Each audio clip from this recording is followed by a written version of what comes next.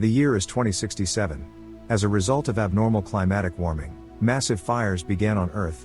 Entire continents burned to the ground, plants died out, and natural oxygen disappeared.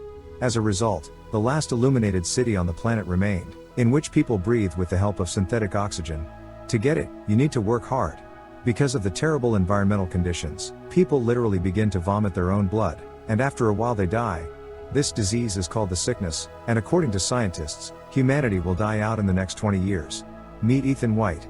He works in the tunnel with his partner Jude Mathers. Both of them are engaged in technical work to maintain the stable operation of the nuclear reactor, without the proper support of which the city will be left without electricity. And in the worst case, a nuclear explosion can happen. Ethan has been wearing a bracelet on his arm since childhood, which he cannot take off, and on which the red indicator is constantly on. Ethan has a wife named Xanthi, who is also sick with the sickness. Like a real man, Ethan, of course, wants to help his wife and buy a new oxygen mask. He is sure that if he works more, he will earn more, and accordingly, all dreams will come true. One day, Ethan is called in by Regina Jackson, head of particle research at the Synthetic Oxygen Corporation. His partner Jude, who saved him as a child and constantly looks after him, follows him. In her office, Regina informs him that Ethan can save everyone, and brings him to the laboratory where Ethan's father once worked. His father's name was Richard White, whose memories evoke negative emotions in Ethan. In the laboratory, he is shown a device called Chronicle, which is capable not only of transferring objects to the future, but also of getting answers back. Ethan is informed that a signal was sent there earlier to check if there is something on the other side.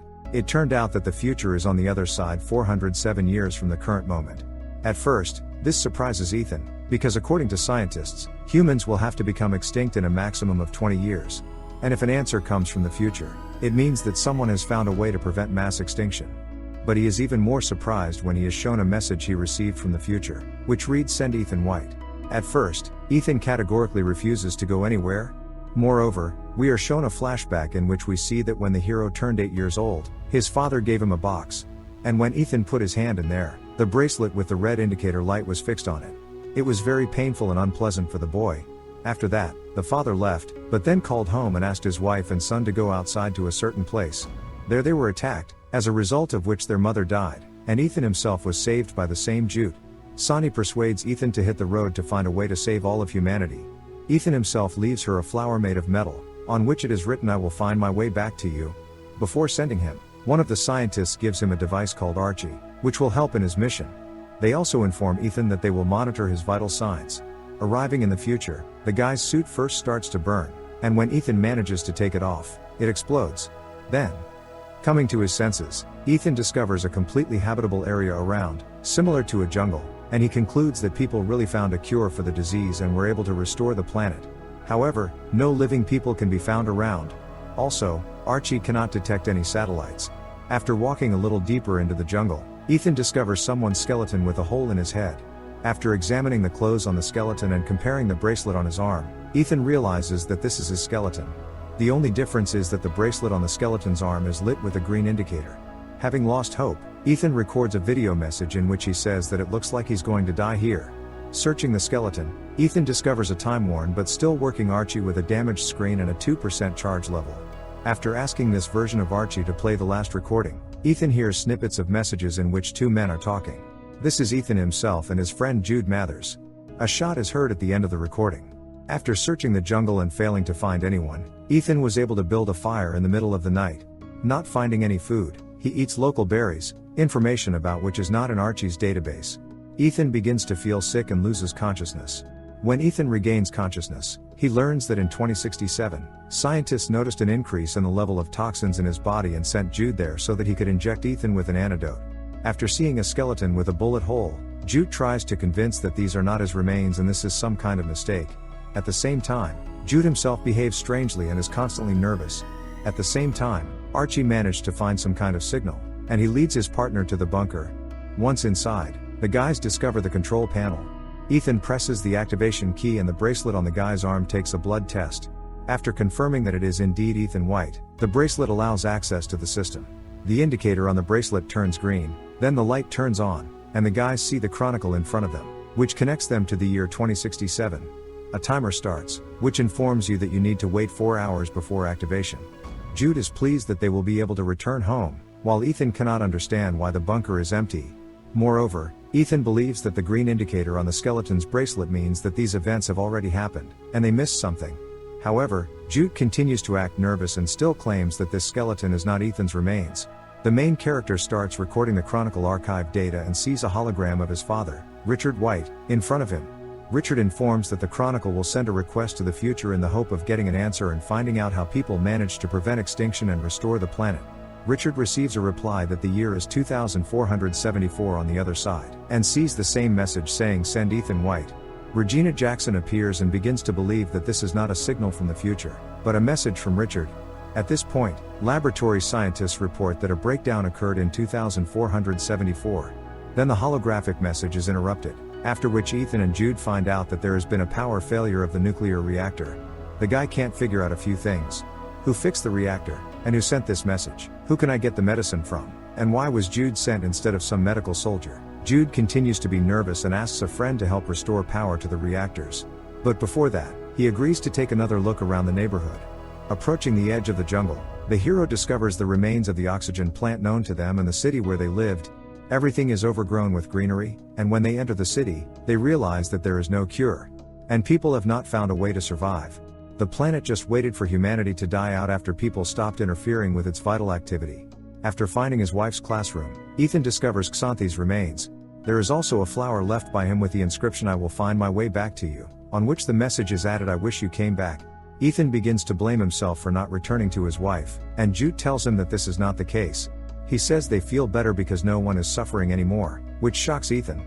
That's exactly what Ethan heard Archie say. To confirm this, he turns on the recording again. After that, Jude pulls out a gun and points it at Ethan. Later, he begins to walk nervously and repeat that he is in control of everything. Ethan decides that Jude is going to shoot him, but he says that he needs to go back and rebuild the reactor. After going down to the reactor room, Ethan realizes that he needs to redirect the energy. The first attempt fails and the door starts to close. Jude starts to hold this door, and Ethan informs him that he needs to switch the backup lever during pressure relief. Ethan then decides to sacrifice himself by pushing his friend outside the room and switching the right lever. The reactor is being restored and everything is back to normal. However, the brother finds a way to get into the room and just breaks the window. Returning to the control panel, the guys find out that there are 37 minutes left before the system is activated, and there are no critical failures. Jude sighs with relief and just wants to rest, and the main character, deciding to find out what one of the doors opens, discovers that his corpse is still lying behind it. This means that he will have to die soon, and nothing has been changed. Ethan rearranges the insides from the new Archie to the old one, and Jude watches as he turns on the latest video. It shows the characters swearing, and Jude puts a gun to Ethan's forehead, and then a shot is heard. Jude replies that he couldn't have done it, because he always protected him. After that, Ethan leaves and tries to search the bunker in the hope of finding a cure.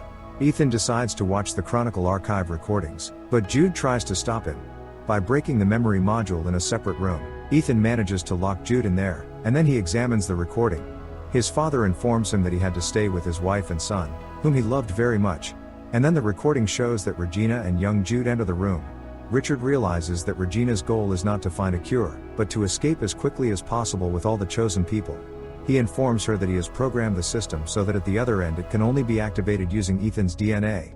To prevent Richard from interfering with Regina's plan, she kills him. She then orders Jude to become Ethan's guardian angel, so that he will eventually be sent to the future and activate the portal. Jude gets out of the locked room and tries to convince his friend that the past can no longer be saved. Jude tries to explain everything to Ethan and says that when Regina recruited him, he was just a youngster. He didn't even know what her plans were. They slowly start arguing with each other, and a dialogue arises between Ethan and Jude, which Ethan heard during the recording. And when he tries to break the portal, Jude attacks him and puts a gun to his forehead. However, instead of shooting Ethan, Jude shoots himself. At the same time in 2067, a select group is preparing to travel into the future, awaiting Ethan's return. Regina orders the lab guard to kill Ethan as soon as he exits the portal. However, instead of the guy, a bunch of plants from the future arrive at the laboratory to generate oxygen for them, and Archie, who plays a video recording of when Regina killed Richard White. After that, Ethan sends a message to an earlier past send Ethan White. Then he breaks the connection and destroys the Chronicle. In 2067, Xanthi watches TV and learns that after receiving the video, Regina was arrested. The company was searched, several plant species were found, and humanity may have a chance to revive the ecology. Xanthi receives a gift of a live flower. In 2474, after burying Jude, Ethan places a metal flower near his grave and sees that a message from Xanthi has disappeared from it. Then, turning his head, to his surprise, he notices a live butterfly. Running to the exit of the bunker, he sees that his skeleton has disappeared. And coming to the cliff at the edge of the jungle, Ethan opens up a view of the beautiful city of the future, full of people, plants and life.